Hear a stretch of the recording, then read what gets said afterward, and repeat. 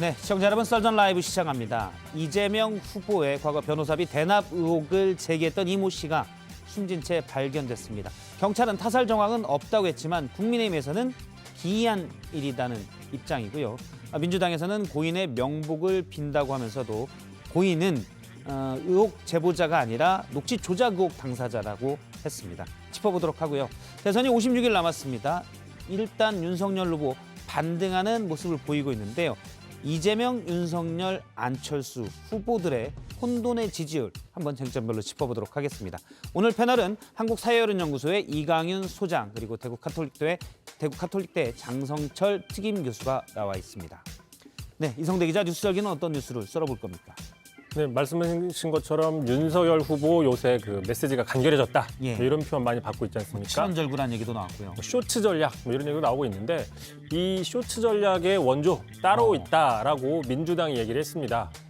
짧고 간결한 메시지의 원조. 그 원조 누군지 뉴스 썰기에서 알려드리겠습니다. 네, 영끌 인터뷰는요?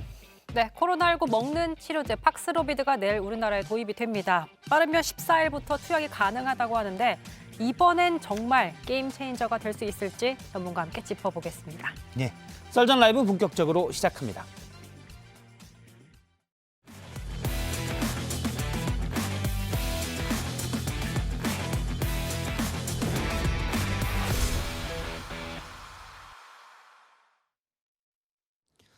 예, 날선 토크 썰전 라이브 오늘 패널은 이강윤 한국사회론연구소 소장 그리고 장성철 대구 카톨릭대 특임 교수가 나와 있습니다. 안녕하십니까? 안녕하세요. 저희가 이제 수요일에 두 분이 나오는데 특정 정당에 소속되지 않은 분들로 날선 비판들 부탁드리고요. 먼저 첫 번째 주제 한 제보자 관련 얘기인데요. 강정 아나운서가 준비했습니다. 지난해 한 시민단체 고발로 제기된 이재명 민주당 후보의 변호사비 대납 의혹. 과거 공직선거법 위반 재판 당시 이 후보 측 이태형 변호사가 한 기업으로부터 약 20억 원의 전환 사채를 대납받았다는 내용입니다. 의혹을 제기한 제보자의 녹취록을 보면 이렇게 해당 내용을 전제로 대화가 오갔습니다. 하지만 이에 대해서 이재명 민주당 후보 전혀 사실 무근이라는 입장입니다. 2억 5천 몇백만 원을 제가 지급했고 다 연수원 동기들, 대학 친구 이런 분들 민변 동료들입니다. 이 재판에 관여한 분들이 법무법인 개인 10개나 되는데 그중에 검찰 출신 변호사가 재판에 무슨 영향이 있다고 거기다가 23억을 주겠습니까? 그런데 바로 어제 이 의혹을 제보한 이모 씨가 숨진 채 발견됐습니다. 경찰은 현재까지 타살 정황은 보이지 않는다고 밝혔는데요. 민주당은 이 씨는 대납 녹취 조작 의혹의 당사자라며 이재명 후보와는 아무런 관계가 없다고 했습니다. 예, 첫 주제는 의혹 제보자의 사망으로 잡았습니다. 아침에 이제 나온 뉴스가 있습니다. 일단 변호사비 대납 의혹을 처음 제기했던 이모 씨, 녹취 파일을 건넸던 당사자인데요. 어제 숨진 채 발견이 됐고요. 이준석 대표는 바로 관련 뉴스가 나오자마자 관련 뉴스에 링크를 걸고 왜 이렇게 안타까운 일이 일어나는지 모르겠다. 지켜보고 분노합시다라고 얘기를 했습니다. 민주당도 입장을 내는데요. 민주당은 실체적 진실이 가려지기 전까지 이 씨는 대납 녹취 조작 의혹의 당사자라는 입장입니다. 왜냐하면 언론에서 이제 뭐 제보자라고 하니 제보자라는 건 어떤 사실의 가능성이 큰 걸 전제로 하기 때문에 일단 이 명칭부터 프레임이 있다라는 입장입니다. 그래서 대납 녹취 조작 의혹의 당사자라면서 일단 국민의힘의 억주 주장이고 이재명 후보와는 아무런 고인이 관계가 없다는 입장이었습니다. 예, 경찰은 이제 현재까지 타살 정황이 없다는데 어떻게 보십니까? 왜냐하면 뭐 구체적인 나온 것들은 없습니다. 다만 관심이 워낙 큰 사항이기 때문에 두 분이 어떻게 보는지 한번 들어보려고 준비를 했습니다. 평론하기가 되게 어렵습니다. 예.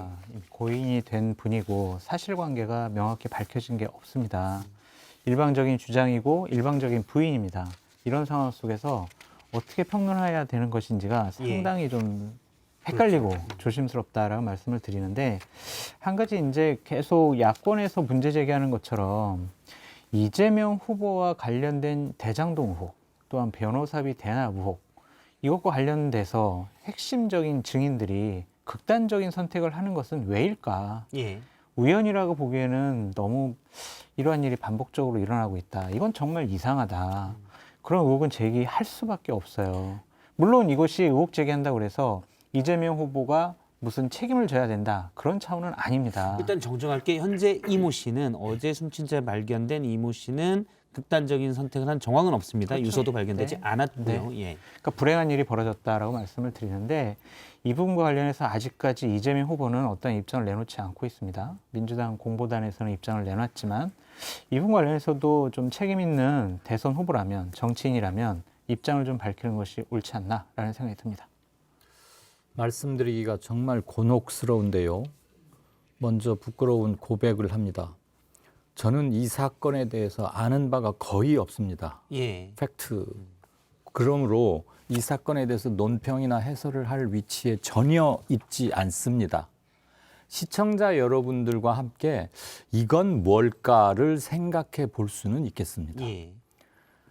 일단 선후 관계나 사실 관계를 모르기 때문에 사건의 얼개에 대해서 말하는 것은 언어 도단이고요. 말을 함부로 해서도 안 되는 거고 모르는 걸 모른다고 말씀드리는 게 실은 가장 정확하고 정직할 겁니다. 예. 근데 아까 시작하면서 박성태 앵커께서 정말 중요한 지적을 하셨는데 제보자냐 녹취 조작자냐 예. 이건 대단히 중요합니다. 우리가 뭐 공자가 정명 그런 말을 했잖아요. 정확하게 이름 짓는 것 그것이 사물의 본질에 다가가는 첫 번째 일이다.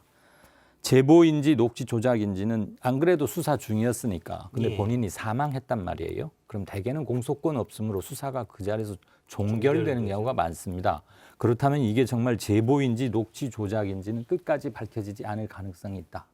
그러므로 사건의 출발점부터 제대로 세우기 대단히 힘든 상황에서 이 사람이 무슨 짓을 했기 때문에 누구의 해코지를 하려고 했던 것인지 의인인데 억울하게 무언가로 사망을 했는지는 미스터리에 남을 가능성이 크죠. 예. 그리고 이 건이 입초시에 오르내리는 동안은 계속 논란만 나올 겁니다. 다만 제가 조금 이상했던 것은 이른바 몇몇 주간조산 이런 데에 녹취록이 일부가 공개됐는데 읽다 보니까 이런 걸 좀 느꼈습니다. 어느 한 사람이 내가 당신과 통화해서 자 이거는 내가 말을 했어 라는 것을 기록에 남기기 위해서 말을 한 듯한 이미지를 보입니다. 그리고 한 사람은 계속 말을 하고 한 사람은 대답만 합니다. 흔히 얘기라 함은 주고받고 묻고 되묻고 때는 기억이나 사실을 확인도 하고 함직하건만 적어도 보도된 부분 원래 녹취는 꽤 예. 긴다고 하는데 보도된 부분은 일방적으로 묻고 일방적으로 이해만 되풀이되는 걸로 봐서 그렇게 자연스러운 것 같지는 않다라는 느낌은 받았습니다. 그렇지만 이 역시 전체 얼개를 모르는 상황에서 저의 개인 인상평입니다. 예. 일단 뭐 처음에 이모 씨가 제보했던 이른바 녹취록의 네. 성격 관련돼서 언급까지 해주셨고요. 그 부분은 조금 뒤에 보고요. 예. 왜냐하면 이 부분은 두 분이 말씀하신 대로 사실은 사실관계가 드러난 것도 없고요. 이 씨의 사망과 관련돼서는. 하지만 이제 각 정당에서 입장을 내고 네.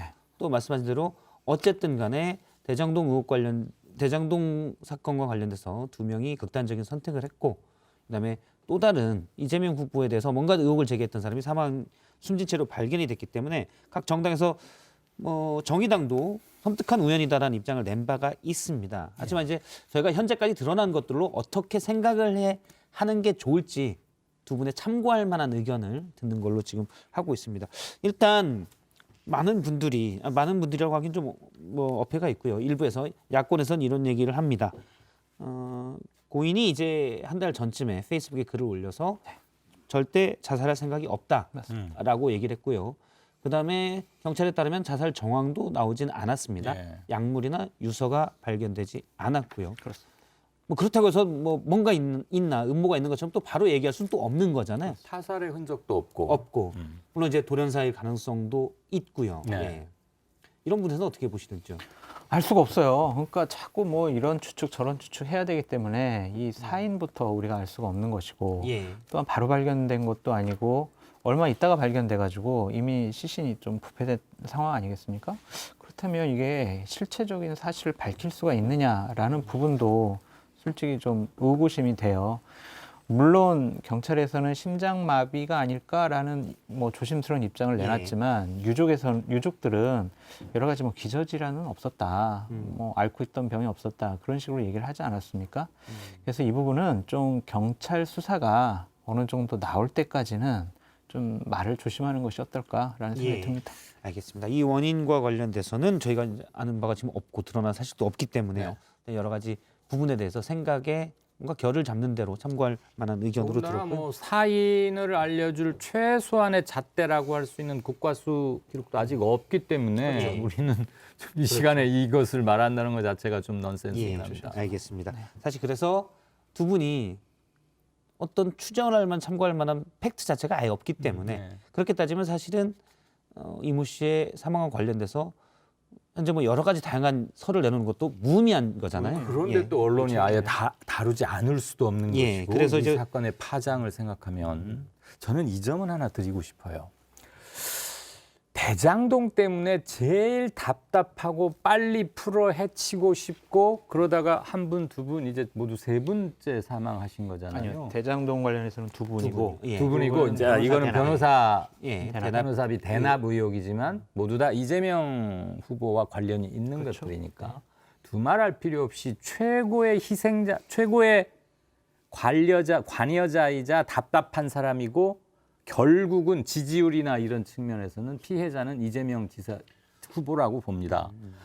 이재명 지사를 피해에 몰아넣는, 궁지에 몰아넣는 최고의 주범은 의혹, 안개 같은 의혹이라고 저는 이름을 붙입니다. 실체가 명확치 않기 때문에. 근데 사람들은 뭔가 있지 않아? 라고 물음표를 붙이는 그 의혹. 사실은 실체가 드러나면 관심이 급 떨어지죠. 그렇죠. 그래서 실체가 드러나면 자, 이 부분은 허물이니까 제가 사과를 하거나 상응하는 처벌을 받거나 뭐 과태료일지 뭘지 모르겠지만 또는 형사처벌이나 아니더라도 정치적 처벌에서 이런 점은 제가 뭐 명백히 사과를 한다거나 꾸지람을 듣겠다 이렇게 할 텐데 그거 자체가 드러나지 않은 채 계속 물음표는 따라다니니까 이게 아마도 여러분 기억하시겠지만 11월 초까지만 해도 이재명 당시 후보가 지금도 후보지 지지율이 박스 상단에서 계속 갇혔던 것 중에 하나가 발목을 잡고 있었던 것 중에 하나가 대장동 의혹이었거든요. 대장동에 무슨 구체적으로 수뢰 뭐 적극적인 의미의 범법 이게 아니고 도대체 무슨 관계가 그대 귀하에게는 있길래 이렇습니까? 라는 막연한 의혹을 해소하지 못했기 때문인데 이번 건도 그 범주에 들어가는 것이고 그래서 역시 최대의 피해자는 곤혹스러운 사람은 피해라는. 제일 곤혹스러움은 사실 이 후보뿐이다. 이 후보가 될 수 있다라는 그렇죠. 말씀이시죠. 정확한 이 후보가 유일하죠, 사실. 그러니까 이게 그냥 사실관계는 안 밝혀졌는데도 이상하잖아요. 그냥 이상하다라는 걸로 모든 의혹이 그냥 이재명 후보한테 향하는 거예요. 왜 이재명 후보와 관련된 의혹, 관련된 관여자들이 이러한 일들이 벌어지느냐, 불행한 일이 벌어지느냐, 뭔가 있는 거 아니야? 라는 생각을 하는 거예요. 많은 국민들이 그런 생각을 하시겠죠. 피해자는 이재명 후보인데 저는 검찰의 이게 무책임함을 지적하지 않을 수가 없습니다. 수사를 작년부터 시작을 했고요. 작년 연말에는 민주당에서 빨리 이 사안을 수사를 좀 해달라고 진정서까지 냈어요. 변호사비 대납 의혹이요? 그렇죠. 진정서까지 냈는데도 이 사안과 관련해서 그렇게 수사가 진행이 되지 않았습니다. 조사도 제대로 진행되지 않았고요. 그런 과정 중에 핵심 관련자가 이러한 불행한 일을 당했어요. 이 사실관계 어떻게 밝힐 겁니까? 이 녹취록이 조작이 됐는지 안 됐는지도 이제 밝히기 어려운 상황까지 취해졌다라는 생각이 들어요. 그래서 검찰이 혹시나 이 사건과 관련해서 수사를 제대로 하면 여권의 대선 후보인 이재명 후보에게 피해가 갈 수 있으니 우리가 이 사건은 대선이 지날 때까지 그냥 민기적거리겠다.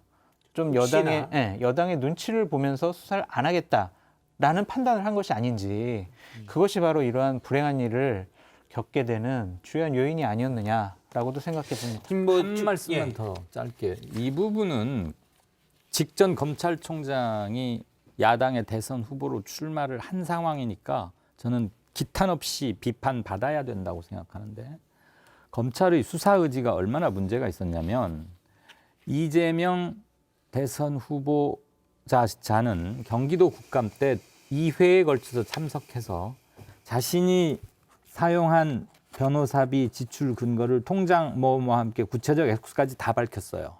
수신자도 일부 밝혔고 돈 수령자. 예. 그랬으면 그거는 수사 기록에 남는 것이고 증인 선서를 하고 한 발언이기 때문에 수사기관에서 한 발언에 준할 수 있는 것이고 검찰은 그걸 가지고 사실 확인을 함으로써 피의자일 수도 있는 이재명의 이 변호사 대납건에 관한 한 진술을 확보할 수 있습니다. 그리고 지금 오늘 사망한 것으로 발견된 이분의 주장과 함께 진술을 충분히 비교할 수 있죠. 필요하다면 대질도 할 수 있고 뭐 굳이 대질까지 갈 필요가 있는지 모르겠지만 검찰이 갖고 있는 온갖 수사력을 동원해서 주변 방증 증거를 확보함으로써 누구의 말이 맞는지 틀린지는 적어도 가르마를 탈 기회가 있었지 않느냐. 국감이 11월 22일경이었을 겁니다. 작년 경기도 예. 국감이. 그럼 그로부터 지금 1개월이 훨씬 지난 뒤거든요. 그런데 어떠한 수사에서도 진척이 있었는지 알지 못합니다. 예, 그러면 처음에 이모 씨가 어제 사망한 이모 씨가 처음에 공개했던 이 녹취록 내용을 봐서 과연 이 변호사비 대납 의혹이라는 게 이제 뭐였는지, 네. 예, 이거는 이제 제보자의 주장이었습니다. 뭐였는지를 잠깐 보도록 하겠습니다. 녹취 파일에는 이런 내용이 들어가 있습니다. 제보자 이모 씨가 이재명 후보의 변호를 맡았던 이태용 변호사의 지인인 최 씨와의 대화 내용을 녹음을 했었는데요. 지난해 있었던 녹음입니다.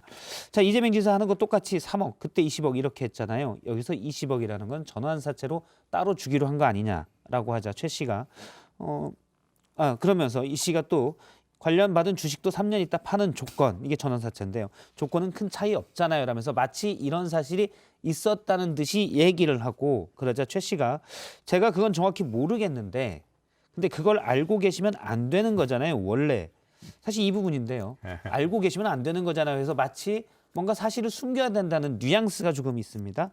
그러면서 이재명 씨가 특별케 했었던 건데 다 해달라고 그러면 뭐 이런 녹취 내용이 있습니다. 사실은 이 녹취를 이 씨가 공개를 한 거기 때문에 여기서 어떤 편집이 있는지는 알 수가 없었고 이 측은 그런 게 없다라고 주장을 했고, 하지만 이 통화 상대방이었던 최 씨는 지난해 11월 검찰 조사에서 이 변호사가 선임료를 20억 원 넘게 받았다는 것은 전혀 사실이 아니다. 저와 이 씨가 지어낸 말이다라고 얘기를 했습니다. 예. 이것도 이제 조금 설명이 필요한데 그 전에 다른 사람을 이 변호사에게 소개시켜주기 위해서 내 변호사비가 그분이 꽤 세라는 걸 보여주려는 의도로 억지로 변호사비가 많은 것처럼 얘기를 지어내는 과정이었다라는 게 최 씨 측의 설명이었습니다. 이재명 후보도 이에 대해서 지난해 변호사비 대납 의혹이 제기되자 국감에서 강하게 반박을 했는데요. 이 얘기를 이재명 후보 얘기를 들어보겠습니다. 조직폭력배 조작 사건의 버금가는 조작 사건이라는 것이 곧 드러날 겁니다. 팩트 확인을 좀 하고 언급하거나 하면 좋겠어요. 그 당사자도 아니고 제3자들이 자기들끼리 녹음한 게 그게 녹음의 가치가 있습니까? 조작했다는 그 증거들을 우리가 가지고 있고 이미 검찰에도 제출했는데 제가 정말로 변호사비를 불법으로 받으면 저를 구속하세요. 예, 국감 때도 논란이 됐었고요. 국감이 지난 뒤에도 강하게 전혀 사실이 아니고 관련돼서 뭐 통장 같은 걸 다 계좌를 보라, 사실은 구속하라라고 얘기를 한 바 있습니다. 일단 이제 사망 사건은 우리가 더 이상 사실이 없기 때문에 네. 관련 얘기를 그만하고요. 이 부분은 어떻게 보십니까? 그러니까 이 부분이요. 2018년도 이재명 후보가 당시 경기도지사가 그 예를 들면 공직선거법 위반으로 해서 대법원까지 판결을 받지 않았습니까? 예. 그 사이에 변호사분들을 13명에서 17분을 썼어요. 되게 이름만 대면 아는 유명한 분들도 됐어요. 근데 그분들 총 변호사 비용을 총 한 2억 5,800만 원인가? 그 정도를 사용했다는 거예요. 그러니까 의혹이 있는 거죠. 이건 처음에 이낙연 후보가 대선 후보 경선 과정 중에서 문제를 제기했습니다. 아니 저렇게 13명, 17명 되는 변호사, 유명한 분들을 2억 5천만 원 정도 내외의 금액을 갖고 대법원까지 이렇게 변호사로 이용할 수가 있었겠느냐라고 하는 데서 의문이 시작을 된 거죠. 한 명한테만 3억 원에다가 20억의 전환사채를 준 거 아니냐라는 폭로가 그 이후에 나왔고, 기본적으로 이재명 후보는 이런 얘기를 했어요. 나는 민변 출신이다. 민변 출신이니까 민변의 전통적인 관례는 그냥 그 출신이 어려움을 당하면 변호사들 이름을 그냥 올려준다. 여러 명이 같이 이름을 올려줬다라는 거였죠. 실질적으로 법원에 가가지고 이걸 뭐 나를 옹호해주거나 나를 변호해준 건 아니다. 그래서 2억 5천만 원 정도의 변호사 수임료를 갖고 내가 대법원까지 재판을 받을 수 있었다. 이런 예. 스토리거든요. 아직도 좀 이해가 안 가요. 그렇게 중요한 문제, 본인의 정치적인 생명력이 없어질 만한 문제를 2억 5천만 원 정도의 변호사 비용 갖고 해결했을까라는 의구심이 계속 있는 거예요. 아, 그게 돈 액수만 가지고 사건은 상당히 중요한데 물론 도지사의 정치적 생명을 쥐고 있는 거니까 큰 사건이라고 할 수 있죠. 그렇지만 자, 장 교수 보십시다. 2억 5,600만 원이면 작은 거고 한 토탈 한 8억을 썼다. 그러면 사건의 비중에 맞추어서 제법 했구나라고 할 수 있을까요? 아니 근데 그 사람을 그 기준은 없는 거예요. 그 기준을요. 네. 우리가 지금 일반인이 생각하는 변호사 비용 2억 5천만 원 정도는 되게 큰 금액이지만 변호사들이 저 정도 사건에서 받는 수임료를 비교해 봤을 때는 저 정도 가지고 수임을 안 한다고 합니다. 그런 부분에 대해 케이스 바이 케이스라니까. 어떻게 케이스 바이 케이스. 뭐 그럼 일부- 김경수 지사는 네. 똑같이 대법원까지 판결 받았을 때 본인이 뭐라고 그랬습니까? 나 이 변호사 비용 들려고 집도 팔았고 내가 처갓집에 가서 생활을 했어요. 저 정말 돈 다 썼어요. 라는 식으로 언급을 했거든요. 그럼 이게 같은 건으로 봐야지. 이걸 어떻게 다른 건으로 봐요? 흔히들 메머드 변호인단, 호화 변호인단 구성 등등등 말을 합니다. 전관을 보면 뭐 중앙지법원장 뭐 등등등 해가지고 그 중에 정말 재판 실무에 참여하는 사람이 있고 이름만 거름으로써 자기 이름이 갖는 무게나 상징성을 이용해서 재판부에게 은근히 보이는 뭐 쇼윙 효과 정도 이렇게 하는 분들이 있고 어느 분이셨죠? 저 예. 송찬호 제가 변호사 지금 찾아보겠습니다. 네, 송찬호 변호사 민변 회장도 하셨고 나중에 뭐 100만 원 받았다고 본인이 또 말씀하셨죠. 이재명 당시 지사로부터. 이런 분은 같은 민변의 회원이었고 자기 민변 회원이 피소됐기 때문에 민변 회장의 자격으로서 이름을 걸어두는 격려하는 네 옆에 내가 있다. 든든하게 법정 투쟁에 임하시게. 그리고 그 도움을 받은 피의자 이재명은 그분에게 최소한의 예우로서 100만 원 정도를 정말 그냥 촌지처럼 드리는 그런 거니까 그런 분 숫자가 아무리 많아도 변호사 전체 비용이 늘어나긴 힘들겠죠. 그렇지만 재벌들이 구속되지 않기 위해서 총력전을 할 경우에는 굉장히 큰 돈이 들 겁니다. 김경수 지사의 경우는 약간 특이했다고는 저도 들었어요. 왜냐하면 유무죄를 다투는 게 굉장히 애매했고 1심과 2심에서 판단이 달랐어요. 드루킹의 시연회에 참석했느냐 안 했느냐 가지고 치열한 사실관계 다툼이 있었고 허익범 특검에서 어떻게 판단하느냐에 따라서 1심과 2심의 재판에서 동일하게 사용했던 증거의 효력을 가지고 다툼이 있었기 때문에 이번 이 지사 사건과는 저는 조금 특이했다고 알고 있고요. 장 교수나 저나 소송을 그렇게 많이 해본 재판소를 많이 드나들은 것 같진 않지만 적어도 변호사들에게 쓴 금액의 토털 프라이스 총액만 가지고 무엇을 논하는 것은 조금 잣대로서는 약한 거 아닌가 그런 생각을 저는 송두환 국가권익위원장. 송두환 네네네 예. 바로 잡습니다. 그런데 이제 재판에 유명한 분들은 변호사분들은 이름만 걸어주는 것 같고도 1억 정도 받는 경우도 많이 있다. 저런 재판 경우에는 많이 있고요. 저는 그렇게 뭐 민변 출신이기 때문에 민변에 소속된 변호사분들이 100만 원만 받고 아니면 내가 무료로 돈을 안 받고 이름만 올려줬다? 이거 김영란법 위반입니다. 이거는 부정청탁 금지법 위반이에요. 민변의 관례는 그럴 수가 있어요. 자, 우리 민변 서로 돕자. 그래, 무료 변론 해줄게. 그런데 그것이 불법이고 잘못됐다라고 규정을 한 게 김영란법이에요. 그 법을 위반한 것이다라고 말씀을 드립니다. 그러니까 이게 우리가 알 수가 없죠. 예. 2억 5천만 원 냈는지 정말 다른 식으로 했는지 우리가 알 수는 없지만 이재명 후보의 지금까지의 해명은 솔직히 좀 상식적으로 납득되지 않는다. 특히 변호사분들이 이거는 이해를 못하겠다라는 의견을 많이 제기합니다. 두 분의 얘기는 이제 관련돼서 사실은 이전에 송두환 국가권익위원장 청문회 과정에서 얘기가 됐었고 네, 네. 예, 김영란법 얘기도 당시 이제 논쟁이 한참 붙었었습니다. 그러니까 이 지사도 예, 그것에 관해서 예. 뭐 통장도 공개하겠다 그러고 말을 했죠. 해서 두 분의 말씀은 이제 여기까지 그 부분에 관해서는 듣는 걸로 하겠습니다. 또 하나의 이슈가 있습니다. 지금 이모 씨가 이제 관련 뭐 변호사비 대납 의혹을 제기하고 그 뒤에 이제 사망해서 문제가 있었는데 윤석열 후보의 부인인 김건희 씨가 한 매체 기자와 6개월간 뭐 수십 차례에 걸쳐서 통화한 내용이 다 7시간이 된다. 이걸 이제 공개하냐 마냐를 가지고 지금 논란이 되고 있어요. 일단 이양수 국민의힘 선대본부 수석 대변인이 오늘 밝혔는데요. 예, 통화 내용을 몰래 녹음한 뒤에 당사자의 의사에 반해 공개하는 경우 불법 행위에 해당된다. 그래서 고발하겠다고 했고요. 조금 전에 나온 얘기로는 해당 방송을 하게 되면 해당 방송사도 공개하겠다고 했습니다. 이 얘기는 사실 오전에 네. 민주당의 박영선 디지털 전환위원장이 한 인터뷰에서도 말하기도 했는데요. 관련 내용을 잠깐 들어보겠습니다. 세상에 어느 대선 후보 부인이 기자와 7시간씩 통화를 하겠습니까? 그거 하나만 보더라도 어떤 성격의 소유자인지는 짐작이 가실 거다. 저는 이렇게 생각합니다. 이건 확인할 필요가 있네. 예, 관련 내용을 지금 쭉 들었는데요. 뭐 쭉 여러 번 수십 차례에 걸쳐서 통화한 총량이 이제 7시간입니다. 근데 그 안에 내용은 밝혀진 게 없는데 조금 전 나온 오마이뉴스 기사나 이런 것들 보면 뭐 파괴력 있는 내용들이 있다라는 얘기만 지금 나오고 있습니다. 근데 국민의힘에서는 이걸 고발하겠다고 하고 거기에 대해서는 어떻게 보십니까?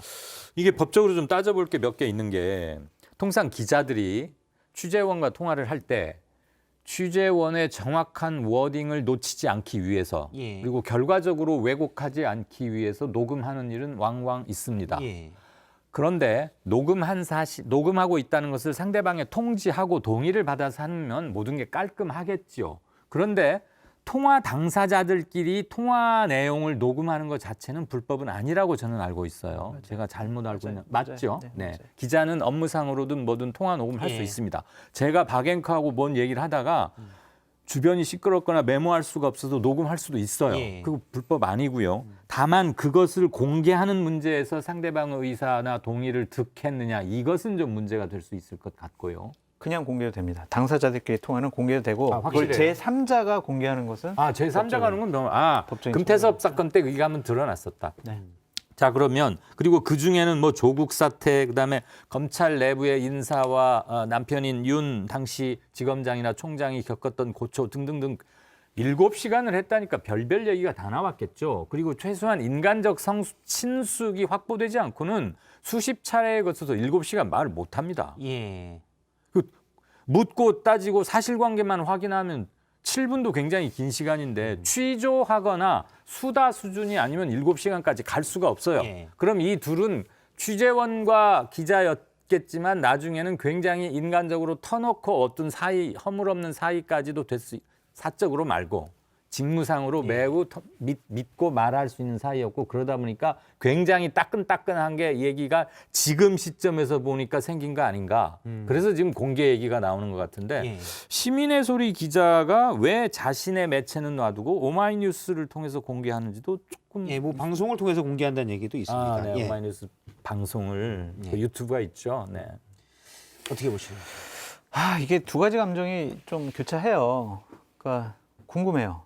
그래서 공개됐으면 좋겠어요. 도대체 무슨 얘기를 했을까? 장성철 교수님이 이제 네? 공개 전문 예전에 엑스파일. 이제 엑스파일로. 근데 그래서 지금 혹시 이 만약에- 후보의 관계 설정을 지금 어떻게 해야 되는지. 아니요. 뭐 저는 비판적인 지지를 하고 뭐 비판적 정권 교체가 지지. 됐으면 좋겠다는 사람인데 네. 그러니까 궁금하잖아요. 솔직히 무슨 얘기를 했을까? 대선에 출마하려고 하는 그러한 후보의 부인이 기자랑 이렇게 편하게 15차례 정도의 통화를 했다?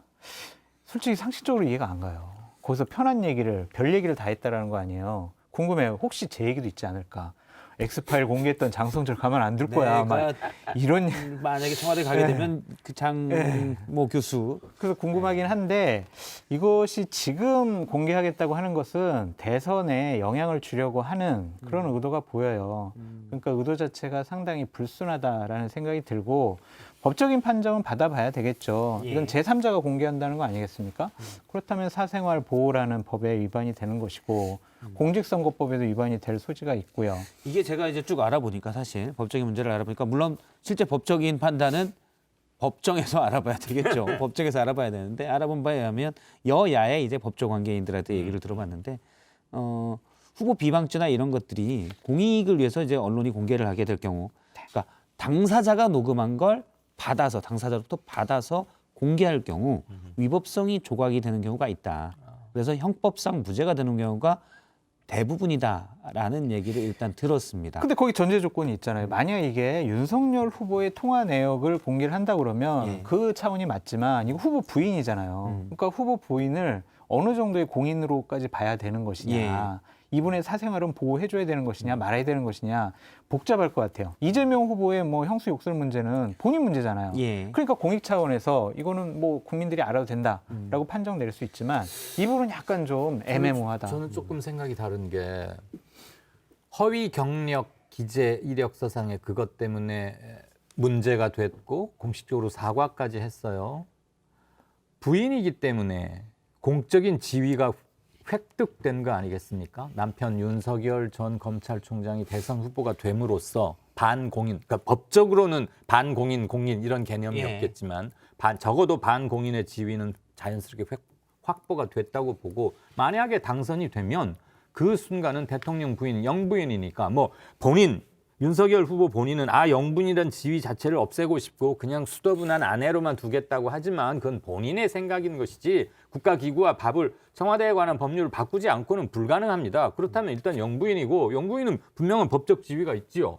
예. 그러므로 이건 사생활의 영역만은 아니라고 보여지는 것이죠. 일단 뭐 형법상은 무죄 의견이 많았는데 제가 쭉 의견을 들어보니까 법조인들 민사상은 본인의 반론을 충분히 하지 않으면 뭐 민사로서는 손해배상을 할 수도 있다라는 의견도 있었습니다. 저는 공적인 일을 담당하겠다고 하는 분과 그 가족들은 사생활이 없다고 봐요. 네. 왜냐하면 그분이 이 뭐 예를 들면 대통령이 될 분에게 상당한 영향력을 발휘할 수 있기 때문에 사생활이 없다고는 보는데 그것은 저의 정치적인 판단이지 법적인 판단을 봤을 때는 이 부분은 사생활로 보호받아야 될 부분인 것 같아요.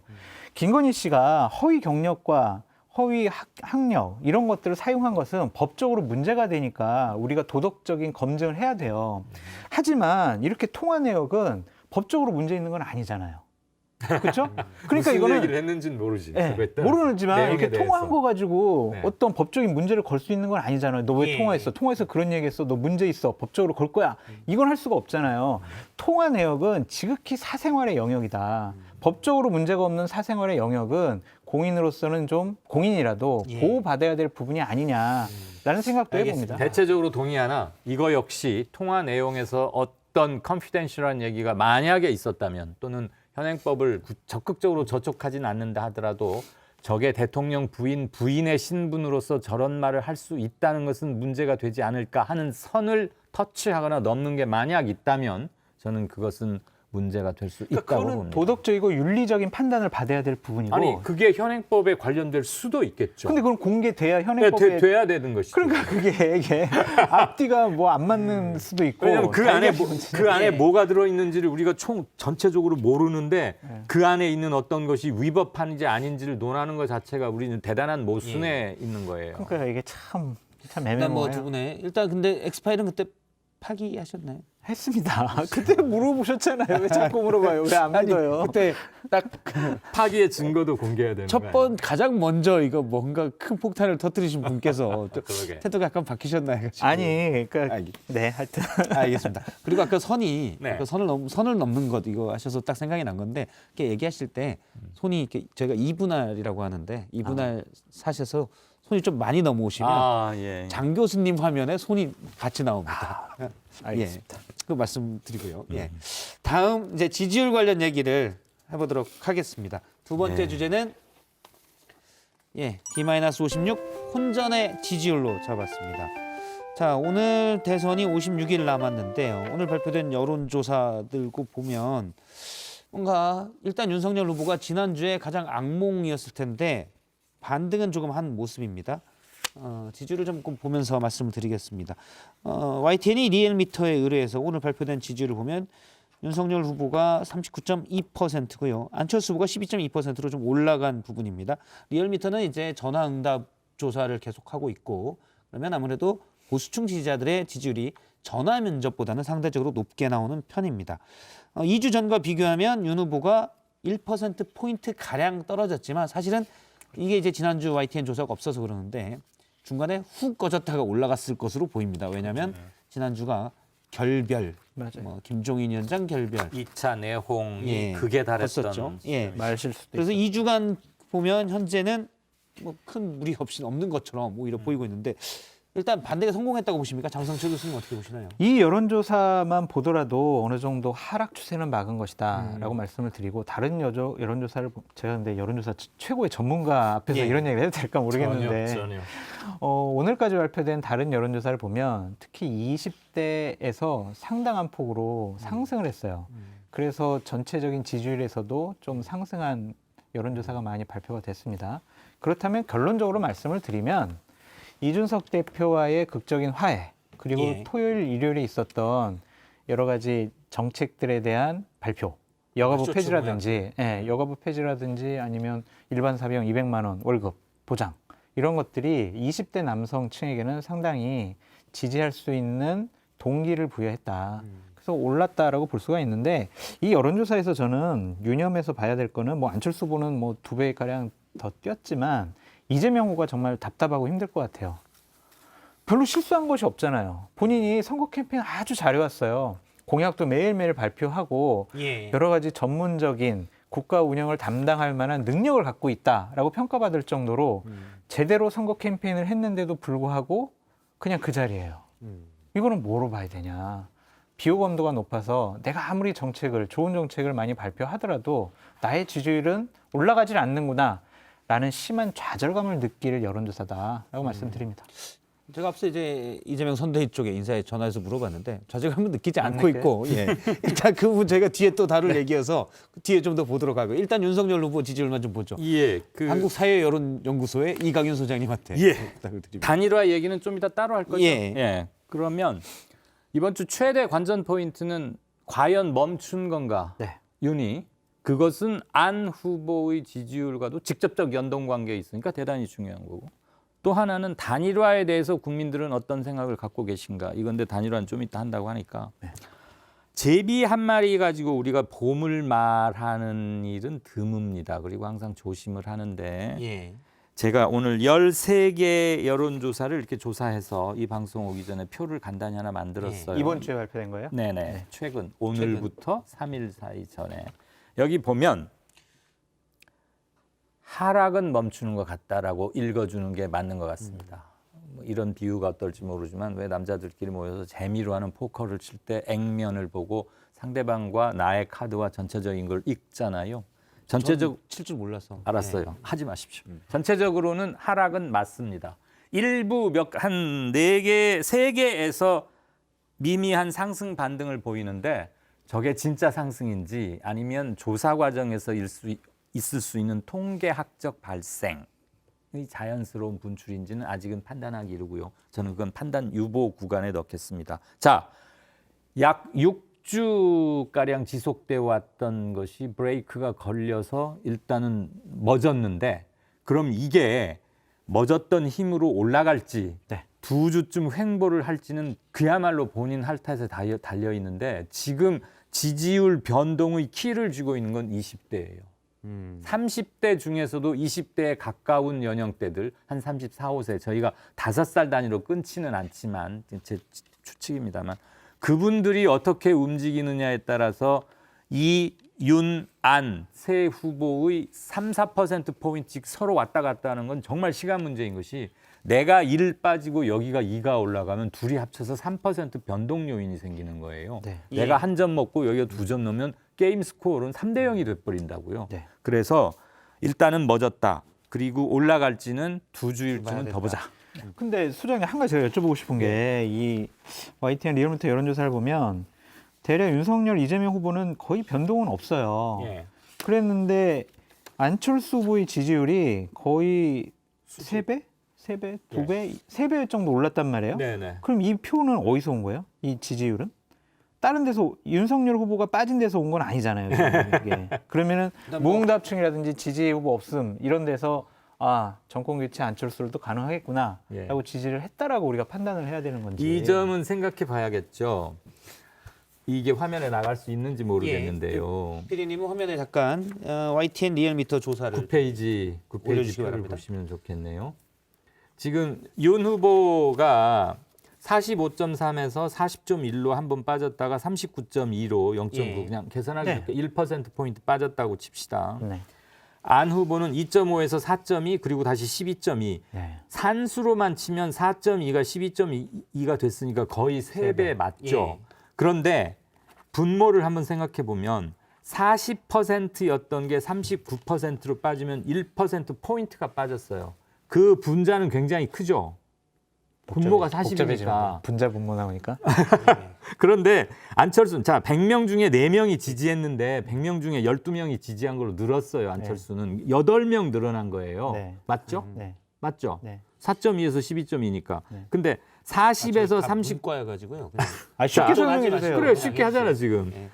윤석열은 40%에서 39%로 1%포인트 줄었어요. 그럼 100명의 1%포인트면 1명. 10%포인트면 10명.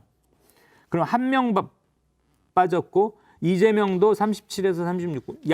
여기서도 1%포인트. 아, 여기 그러면 저기 장성철 교수님이 여쭤본 건 지금 나머지는 보면 중도에서 온 게 맞습니다. 네, 12월 중도에서. 4주째를 보면 새 후보의 총합이 대략 계산하면 44, 37, 81.3%인데 네. 1월 첫 주에서 보면 합쳐서 88% 가까이 되거든요. 중도 그래서 몰입이 중도가 줄었죠. 좀 더 줄었다. 왔다 이렇게 네. 봐야 되겠군요. 그게 안철수에게 간 거 맞고 일부가 윤 후보에게서 왔던 건 맞는데 3주 전에 안철수 시동을 막 걸었을 때는 윤 후보에서 안으로 바로 온 건 맞아요. 그리고 그 물은 약간 줄은 거 맞고요.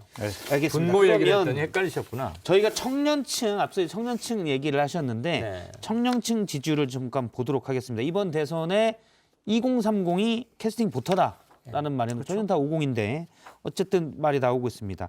KBS가 한국 리서치에 의뢰해서 18세부터 39세까지 1000명에게 의뢰한 전화 면접 방식입니다. 조사입니다. 내일 선거일이면 누구에게 투표할지 물었는데 이재명 후보가 27%가 넘었고요. 윤석열 후보보다는 안철수 후보가 약 4%포인트 앞서서 나왔습니다. 예. 이 조사는 이제 1월 7일에서 9일까지 예. 했던 조사입니다. 추이를 잠깐 보면 지난 약 20일 전과 비교를 하면 이재명 후보는 약간 늘었고요. 이건 20살부터 2030 조사입니다. 예. 윤석열 후보가 좀 떨어지고 안철수 후보가 상당히 꽤 많이 늘어난 것을 확인할 수가 있습니다. 예, 1000명을 대상으로 한 조사고요. 예. 사실은 저희가 이제 리얼미터나 서해론연구소도 똑같은 방식으로 조사를 하는데 여기서 지역별, 연령별을 하는데 전체가 1000명이고 네. 이 중에 연령을 하기 때문에 그러니까 앞서 얘기했던 YTN 조사를 보면 YTN 리얼미터를 조사를 보면 이렇게 18세에서 29세 조사가 있고 30대 조사가 있는데요. 네. 여기에서 18세, 29세의 모수가 136명입니다. 예. 전체가 1000명이어서 네. 사실 그래서 통계적으로 보면 상당히 위험하죠. 이 숫자를 이제 좀 위험하다. 통계적으로 위험하죠. 정확도가 떨어진다고 볼 수 있죠. 맞습니다. 30대는 154명입니다. 그래서 네. KBS 상공 리서치 조사 앞서 봤던 조사는 1000명을 20대, 30대만 1000명을 대상으로 한 거기 때문에 나름 정확하다라고 볼 수 있겠고요. 통계학적으로. 그래서 의미가 있고 예. 이런 것에 주목해야 되는데 아까 굉장히 중요한 말씀을 지금 박 앵커께서 해주셨어요. 고맙습니다. 그 리얼미터 거 보면 18에서 29살 136명입니다. 예. 이 중에 13명이 만약에 처음에 이렇게 이건 무작위로 들어오면 그 할당 샘플을 채우면 완성이 되는 거니까 그걸 셀 방식이라고 하는데 그 단어까지는 모르셔도 되고요. 예. 그 13분이 이를테면 보수 쪽인 분이 거의 다 들어와서 보수를 전했다. 그럼 나머지 분들이 비교적 이렇게 인구 분포에 맞게 이렇게 하더라도 처음에 왔던 분들의 기표가 굉장히 결정적인 영향을 미칩니다. 그래서 표본이 이렇게 작을 때 지역으로도 저는 강원, 제주 합쳐서 46명을 채우면 됩니다. 예. 그러면 강원, 제주 합쳐서 46분의 의견이 강원과 전체 의견을 과연 정확하게 축도할 수 있다고 보느냐? 제대로 블렌딩이 됐으면 잘 간이 섞여져서 정말 국물이 완벽하게 섞여져 있으면 그렇다고 볼 수 있지만 그렇지 않을 때도 있기 때문에 우리가 허용 오차라는 것을 예. 부여하는데 이번 KBS 조사는 2030만 1000명을 채웠으니까 굉장히 구간당 샘플 크기가 크죠. 그래서 예. 대표성을 좀 부여할 수 있는 것이고 이게 2018년에도 이런 조사가 한 번 있었고 예.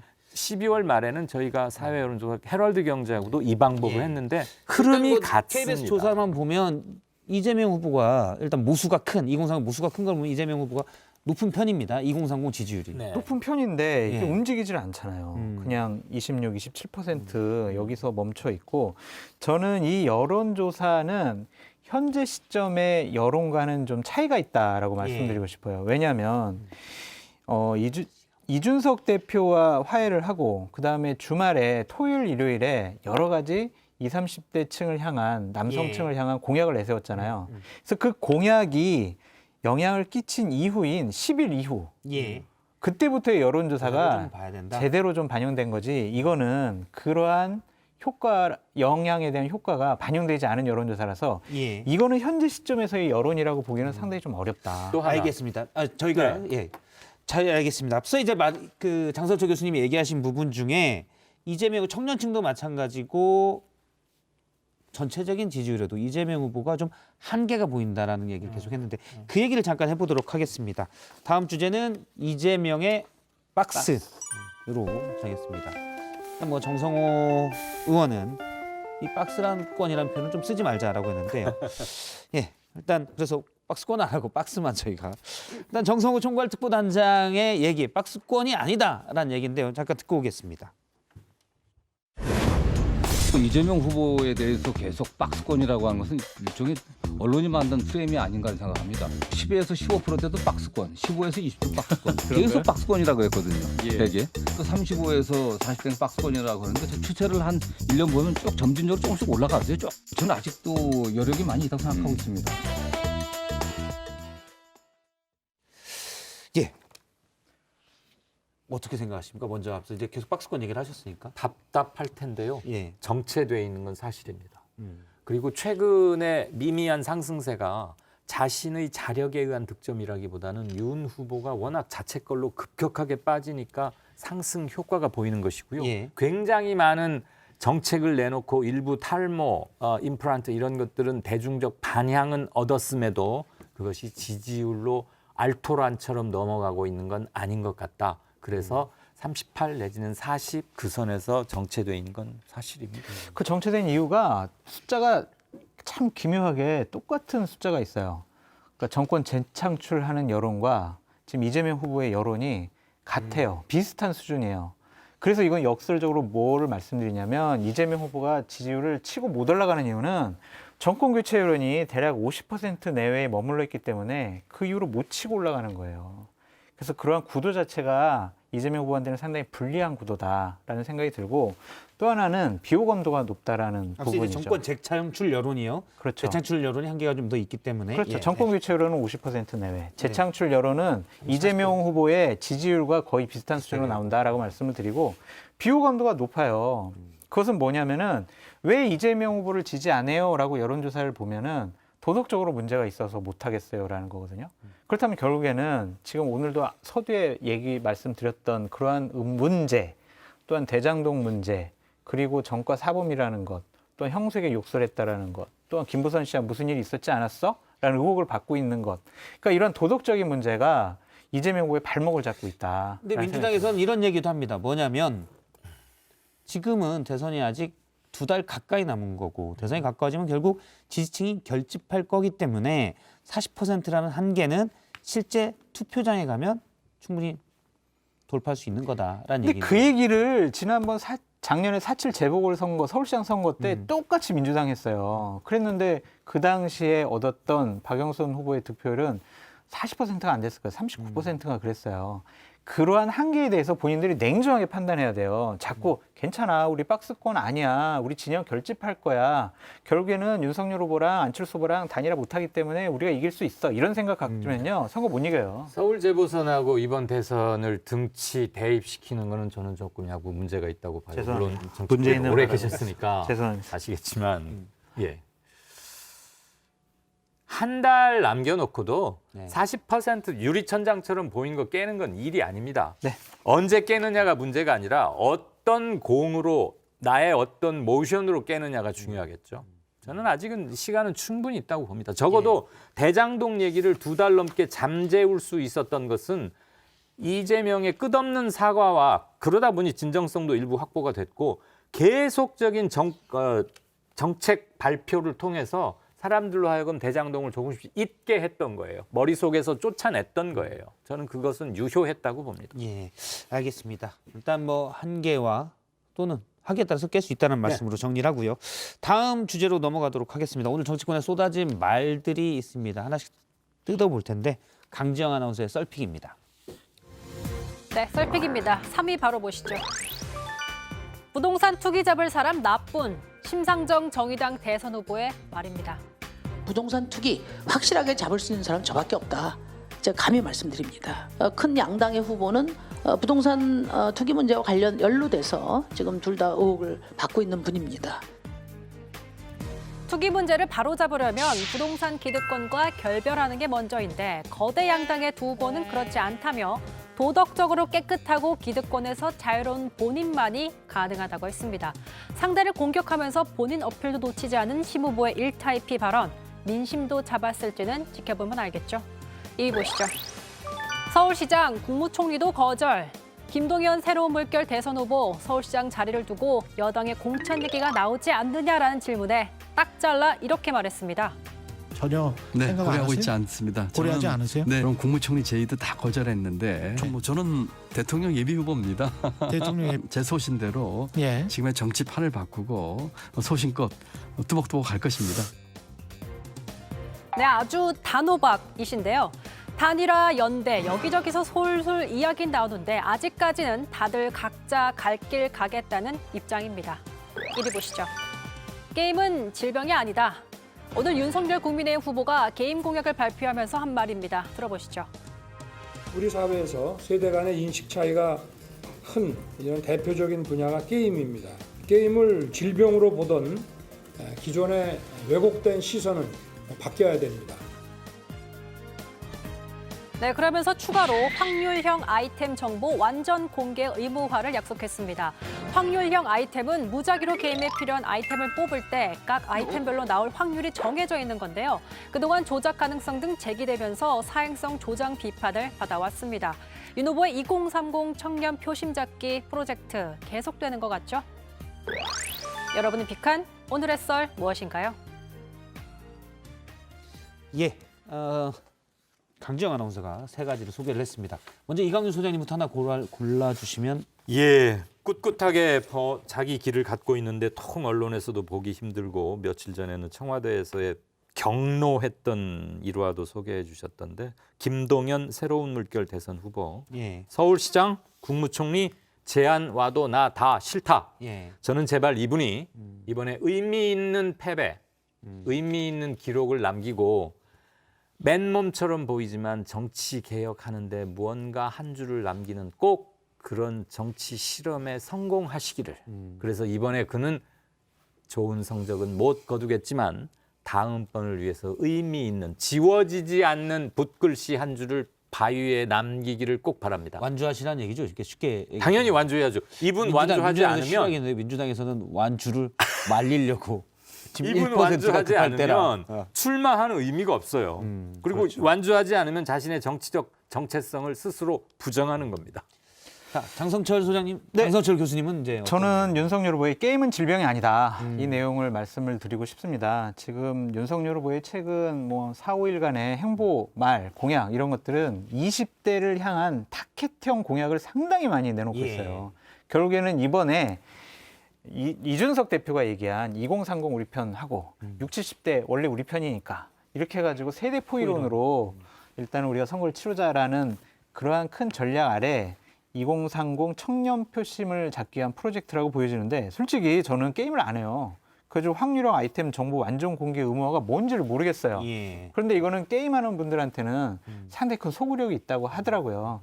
그러니까 이러한 윤석열 후보의 2030 그분들을 향한 구애의 몸짓은 앞으로 계속될 것이다. 이 부분이 어떻게 지지율로 연결될지 지켜봐야 할 대목이다라고 말씀드립니다. 사실 저도 윤 후보가 게임을 알 것 같지는 않고요. 그렇죠. 이건 뭐 다 이준석 달래기 아닌가. 톨이랑 뭐 집에서 네. 노시겠지 게임을 하시겠습니까? 못한다고 했어 본인 일을. 아, 그렇습니까? 예. 예. 못한다고. 일단 뭐 이준석 대표가 만에 하나 혹시 또 뛰쳐나가면 난리 나기 때문에 예. 확실히 마음 접는 거 아닌가라는 생각도 듭니다. 맞습니다. 예, 알겠습니다. 두 분 말씀 여기까지 듣도록 하겠습니다. 고맙습니다.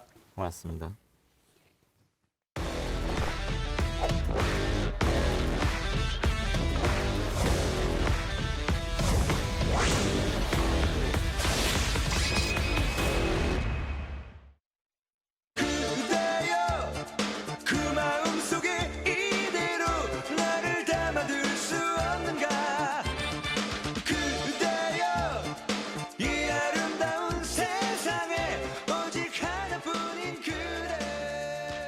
이성대 뉴스 썰기 시작하겠습니다. 오늘 준비한 재료 바로 이겁니다. 무책임한 7자 공약을 던지는 모습을 보니까 얼마 전 대전은요 이렇게 4글자로 선거운동 하시던 분이 생각납니다. 윤석열 쇼츠, 그분이 보인다? 보통 쇼츠 하면은 사실 짧은 반바지를 떠올렸는데 요즘엔 다른 말로 쓰이고 있는 말입니다. 그분은 누군지 아시겠어요? 그분이라고 하면 박근혜 전 대통령, 박근혜 씨인 것 같습니다. 근데 그분이 윤 후보와 어떻게 엮이는 거죠? 그렇습니다. 일단 말씀하신 것처럼 최근에 윤 후보 메시지 행보 아주 간결해졌다, 짧아졌다 이런 평가들이 많이 나오고 있죠. 자, 대표적으로 주말에 올렸던 한 줄 숏 공약들입니다. 여성가족부 폐지를 필두로 해가지고 뭐 사병들 봉급 월 200만 원, 또 방역 9시까지 제한하는 거 철회하자 이런 한 줄짜리 숏 공약 계속 내놓고 있고, 또 말씀하신 것처럼 최근에 그 공약 영상을 1분 이내에 짧은 이런 뭐 쇼트 영상이라고 많이 하더라고요. 유튜브 쇼츠라고 하는데 여기에 이렇게 표현을 하고 있습니다.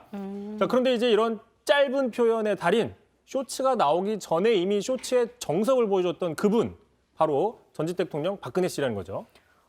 당장 이제 뭐 국민도 속고 나도 속았다, 참 나쁜 대통령 이런 워딩들이 좀 기억에 남습니다. 네, 그렇습니다. 그 10자 이내의 짧은 워딩, 바로 박근혜 화법의 대명사라고 설명을 좀 해볼 수 있는데, 뭐 말씀하신 것처럼 참 나쁜 대통령, 나도 속고 국민도 속았다.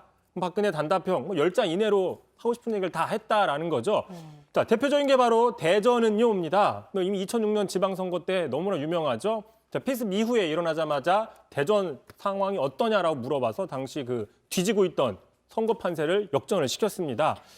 드라마틱한 한마디였어요. 그렇죠. 그러니까 이 특유의 짧은 워딩, 그러니까 절제돼 있다, 강인하다, 신뢰의 이미지다라고 그동안 포장이 돼 왔었어요. 하지만 막상 대통령이 된 뒤에는 좀 말이 장황해지고 또 주술 구조가 좀 맞지 않고 어떤 의미를 얘기하는지 좀 이해하기가 쉽지가 않다, 이런 모습들을 종종 보여왔었던 거죠. 저희가 많이 목격했죠. 한번 보고 가시겠습니다. 그런 씨앗을 뿌리고 그다음에 그것을 이루기 위해서 계속 그 열심히 노력하고, 그런 나라 일에 또 어려운 사람들 일에 관심을 가지고 그 진정 어린 마음으로 노력을 절실히 하다 보면 언젠가 그 꿈이 이루어지는 날이 있을 거라고 생각을 합니다. 이런 얘기가 있어요. 그 정말 간절하게 원하면 전 우주가 나서서 다 같이 도와준다. 네, 아주 유명한 워딩이었죠. 자, 특히 그 2016년 국정농단 사태 이후에는 이 박근혜 화법, 이 쇼츠 워딩 전략이 어떤 자신의 정치적인 영향력을 극대화시키려는 전략적인 차원이 아니라 정말 할 말이 없어서 콘텐츠가 부족해서 한 게 아니냐, 뭐 이런 식의 분석에 무게가 실리긴 했죠. 상황이 달라지니까 좀 해석도 달라지고 했습니다. 근데 윤 후보가 근래 들어서 이대남 호응을 하는 메시지에 집중하고 표현 방식도 짧게 바꿨다는 분석들이 많이 나오고 있습니다. 이슈 주도권 잡기도 어느 정도 성공했다라는 평가도 나오고 있는데, 그러자 이제 민주당이 이걸 견제하려고 지금 박근혜 씨를 소환했다, 이렇게 볼 수도 있지 않을까요? 네, 그렇게 해석을 해볼 수밖에 없는 거죠. 자, 말을 많이 하다가 갑자기 달라진 윤석열 후보의 모습, 이 쇼츠 전략이 지금 박근혜 화법을 따라하는 거 아니냐, 박근혜 화법에 닮아간다, 뭐 이런 식의 프레임으로 견제를 하려고 하는 거다라고 분석을 해볼 수 있는 거죠. 자, 윤호중 원내대표 이렇게 또 얘기를 했습니다. 자, 그분은 말만 짧은 게 아니라 생각도 판단력도 짧았다는 걸 나중에 온 국민이 알게 됐다. 자, 또다시 이런 분이 대한민국을 이끌 수는 없다라고 얘기를 했어요. 앞서 그분은 전직 대통령 박근혜 씨, 지금 뒤에 보는 이분은 지금 윤 후보를 겨냥한 걸로 보이는 거고요. 뭐 반대로 생각해 보면, 그런데 자, 민주당이 지금 윤석열 후보가 이 짧은 워딩, 박근혜 화법으로 따라간다라고 이렇게 공격하는 건 바꿔 생각해 보면은 지금 윤 후보의 이 쇼츠 전략이 먹히고 있다. 이렇게 또 생각을 해볼 수 있는 측면도 있는 거죠. 그런 반증인 셈이 돼요. 그러니까 윤 후보가 그동안 사실 좀 다소 장황하게 길게 얘기하면서 여러 가지 발언들이 논란이 되고 사과하고 공약들이 잘 보이지 않는다 이런 지적들을 받아왔는데 일단은 스타일 변화한 뒤로서는 국민의힘에서는 약간 고무된 그런 분위기가 이어지고 있어요. 그렇습니다. 상당히 반기는 모습인데요. 일단 들어보시겠습니다. 한 달 정도 하다가 선대위 출범을 했는데 그때부터는 또 그 내부 구성으로 또 한 달. 그래서 결국에는 2달 동안 후보가 드러나 있지 않았었고 후보가 주인공이라는 사실은 분명히 밝혀주는 그런 면에서는 상당히 성공했다고. 또 윤 후보 같은 경우에요. 최근에 그 시민들은 장황하게 설명하려는 뭐 이른바 설명충이라고 하잖아요. 인터넷 그 2030들은 이런 거 싫어하는 것 같더라. 간결하게 짧게 얘기하는 거를 좋아하는 것 같다라고 하면서 앞으로도 이런 짧은 워딩, 쇼츠 전략에 힘을 실 걸로 보이고요. 하지만 이 준비된 텍스트 이외에 어떤 즉흥적인 자리, 즉흥적인 질의응답 과정에서는 여전히 윤 후보의 기존 길게 말하는 스타일이 계속 좀 나오고 있는 거 아니냐라는 분석도 있습니다. 다시 한번 보고 가겠습니다. 어떤 시장의 원리를 존중하고 자연의 이치를 존중하고 그렇게 해서 어떤 과학과 데이터에 기반해서 어떤 의사결정을 내린다 하는 측면 한 가지와 오로지 능력에 의해서만 인재를 발탁해서 과학과 데이터에 기반한 의사결정으로 합리적인 그 해답을 내놓겠다 하는 것을 차이로 봐주시면 될 것 같습니다.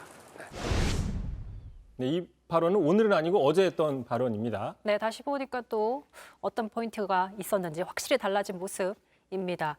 어쨌든 이제 2030은 또 쇼츠 전략이 또 통할 수 있기 때문에 오히려 그쪽에 맞췄기 때문에 또 어떻게 반응이 있을지도 저희가 좀 사실 이렇게 길게 얘기하면 안 되는데 저희도 짧게 가도록 하죠. 저희도 두 번째 쇼츠로 가시죠. 쇼츠로 가시죠.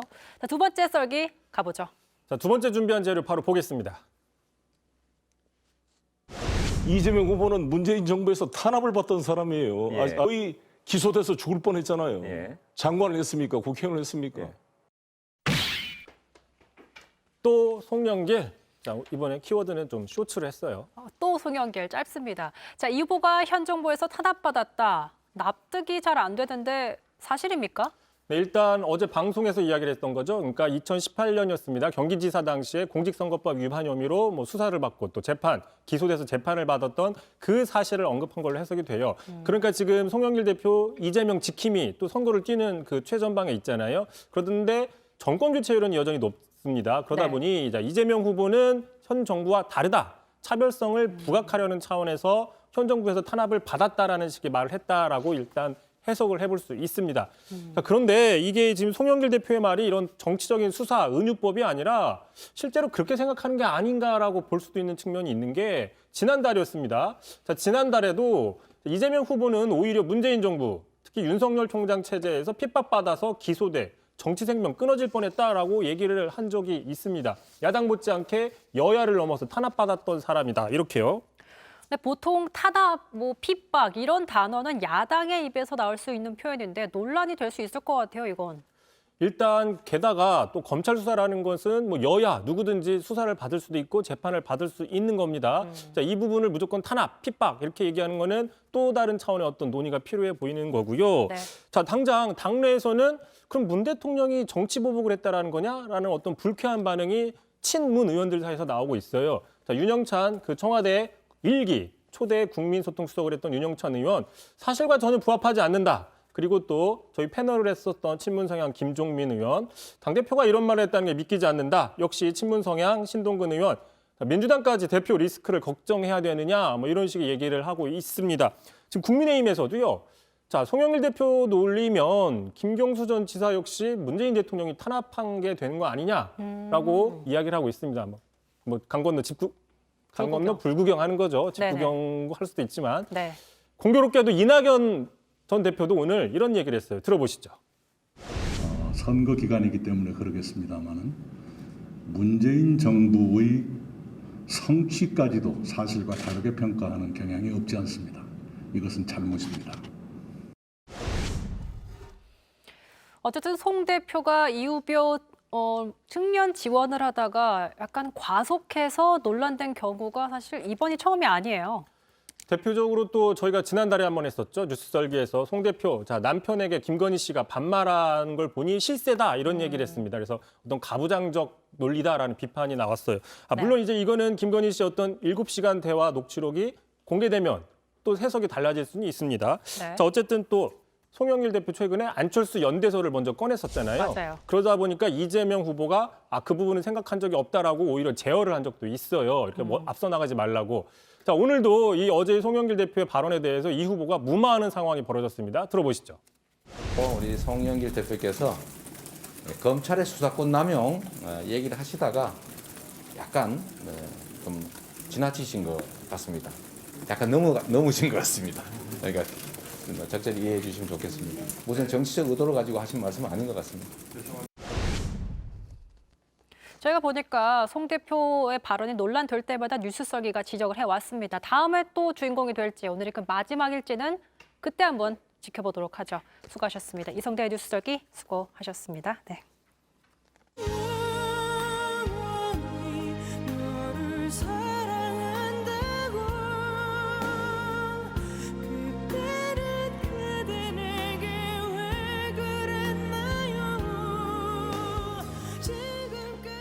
네, 코로나19 먹는 치료제 팍스로비드가 내일 우리나라에 들어옵니다. 정부는 당장 모레 14일부터 대상 환자에게 투약할 계획이 있다라고 밝혔는데요. 오늘 관련 브리핑 내용 들어보겠습니다.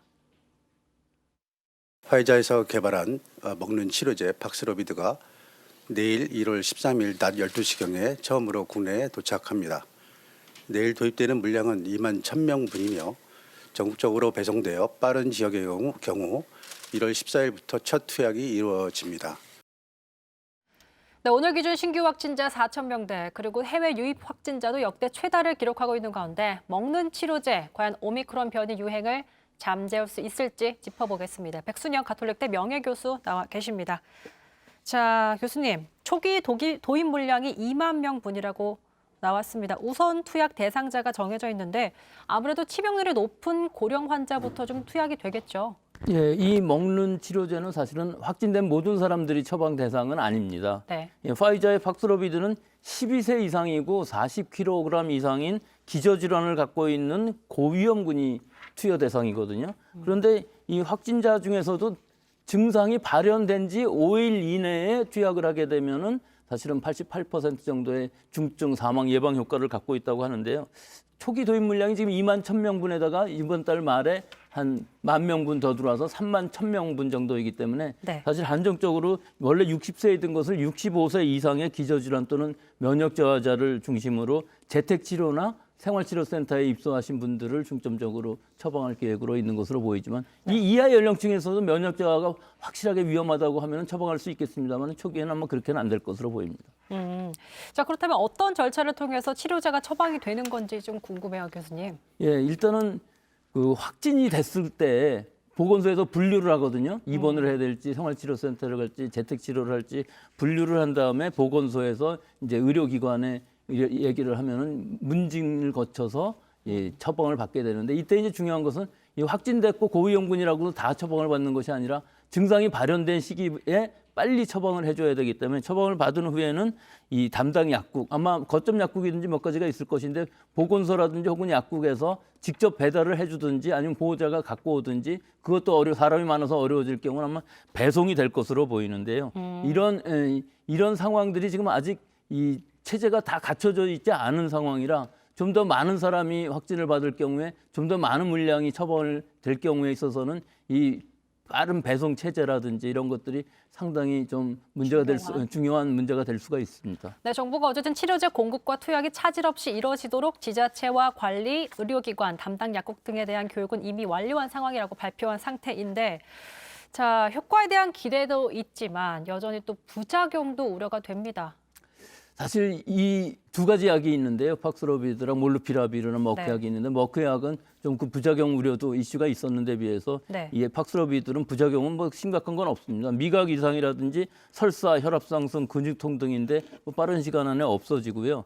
결국은 이 복용 기간 중에 이상 반응이 나타나서 더 이상 복용할 수 없다면은 그때는 중지를 해야 되는데 그렇게 중지한 상황이 아니라면은 사실은 이상 반응이 없는데도 중지를 하게 되면은 이 바이러스는 이 약제의 내성을 가지게 되거든요. 그러면 다른 사람들한테 감염을 시키게 되면 이런 내성 바이러스가 생길 위험성이 있기 때문에 꼭 그런 이상 반응이 없다면은 5일을 투약 규정에 따라서 다 완료를 해야만 되는 상황일 수가 있습니다. 내성 바이러스가 또 생길 수가 있군요. 네, 내성 바이러스가 생길 수가 있습니다. 또 하나 주의사항은 실제로 처방을 받을 때는 65세 이상의 사람들이 처방을 받기 때문에 기존의 약물들을 먹고 있는 것들이 있지 않겠습니까? 네. 그럼 이제 병용하면 안 되는 여러 가지 약들이 있습니다. 고지혈증약이라든지 뭐 항우울제약 같은 것들이 이 병용 같이 먹으면 안 되는 약들이 23종이나 있기 때문에 이것들은 환자가 지금 체크를 할 방법은 없습니다. 그렇기 때문에 의료기관에서 일단 체크를 해서 처방을 한 후에 약국에서도 한 번 더 처방을 체크할 수 있는 DUR이라는 시스템이 우리나라에 있기 때문에 네. 이 안전 투약하는 관리 시스템인데요. 이 시스템에서 더블 체크를 한 다음에 처방을 하게 되고 결국은 처방약인 경우에는 그런 건 문제가 없는데 세인트 존 워트라는 이 항우울제약이 있습니다. 이 약은 처방약이 아니고 개인이 인터넷으로 구매를 할 수가 있기 때문에 항우울제약. 이 약을 같이 병용하면 안 되기 때문에 이 약은 복용하고 있다고 일단 의료기관에 말씀을 드려야 합니다. 어쨌든 약을 복용하기 처방받기 전에 어떤 약을 먹고 있는지에 대해서 좀 약사와 지금 논의하는 과정이 꼭 필요하겠네요. 그런데 실제로 확진자인 경우는 그게 상당히 어렵거든요.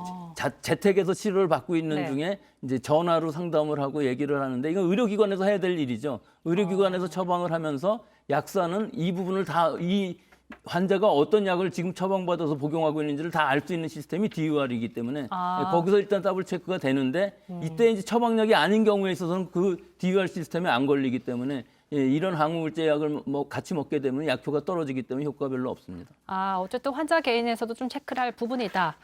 알겠습니다. 현재 그래서 오미크론 확산이 커지고 있는데 팍스로비드가 효과가 정말 있을지 게임 체인저다 또 기대를 걸고 있는 상황이잖아요. 백신이 도입되기 딱 그 전 상황 보는 것 같아서 효과가 얼마나 있을까 기대가 그렇습니다. 되기도 하고. 우리나라에서 그래도 이게 굉장히 빨리 들어온 편이에요. 맞아요. 뭐 미국이나 뭐 이스라엘이나 이런 데 말고는 우리가 2만 명분이라도 하여튼 초도 물량이 들어오는 상황인데 네. 이 약은 작용 기전상으로 보면은 바이러스의 단백질 분해 효소를 억제함으로 해서 증식을 막아주는 것이기 때문에 다른 변이 바이러스도 다 같은 단백질 분해 효소를 갖고 있습니다. 네. 또 이 사람이 갖고 있는 이 분해 효소가 아니기 때문에 이 단백질 분해 요소를 억제함으로 해서 변이와 상관없이 아마 오미크론에 대해서도 지금 임상 결과는 없습니다만은 실제로 사용하면 작용 기전으로 보면은 충분히 똑같은 효과를 얻을 수 있을 것으로 보이고 네. 또 우리나라의 경우 65세 이상의 중증화율이 한 8에서 9% 정도 된다고 하니까요. 실제 약효대로 88% 된다면 10명 중에 1명 정도 되지 않겠습니까? 그러면 65세 이상의 이 처방받은 사람들은 1% 정도만 위중증으로 가는 상황이기 때문에 의료 체제 부담이 상당히 경감될 것으로 아마 예측이 되고 있습니다. 그러니까 이달 말에 사실 이제 팍스로비드 10,000명분을 추가 도입하는 정부의 발표가 있었었는데, 그러니까 지금 사실 3만여 명분인데 물론 도입을 한 것 자체는 좋지만 확진자 수 대비 충분한 물량이라고 좀 보세요?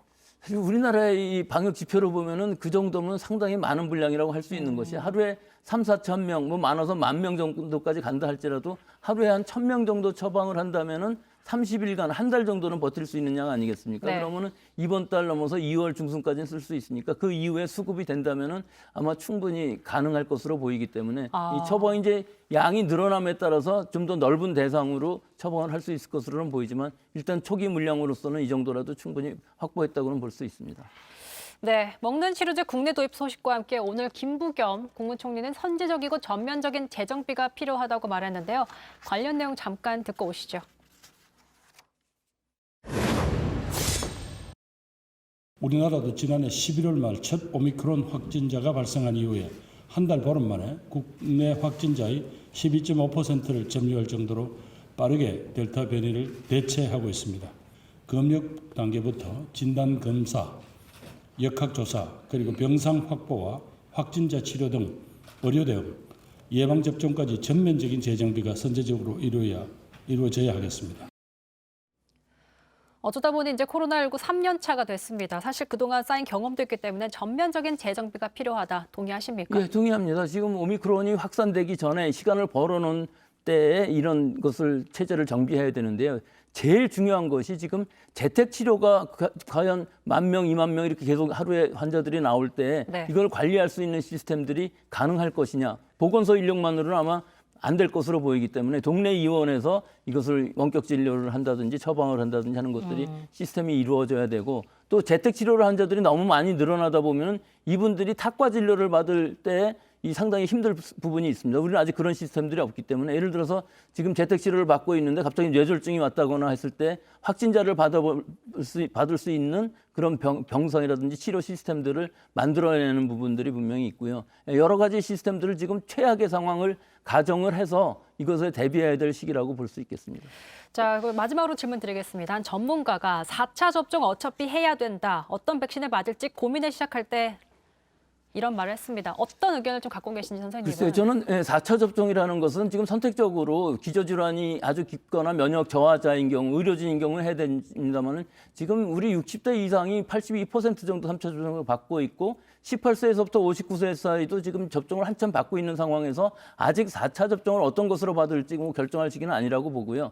개량 백신이 오미크론에 대해서 나온다 할지라도 시간이 한참 뒤일 것으로 보여서 우리가 결정하는 것은 내년, 그러니까 올해 3, 4월 정도에 결정을 해도 늦지 않다고 봅니다. 의무화는 아닐 것이다. 의무화는 뭐 절대로 하지는 않겠죠. 알겠습니다. 네, 지금까지 백순영 교수와 함께 코로나19 관련 얘기 짚어봤습니다. 인터뷰 고맙습니다. 네, 오늘 썰전 라이브 여기까지입니다. 계속해서 뉴스룸이 이어지고요. 저는 내일 저녁 6시에 다시 찾아뵙겠습니다. 고맙습니다.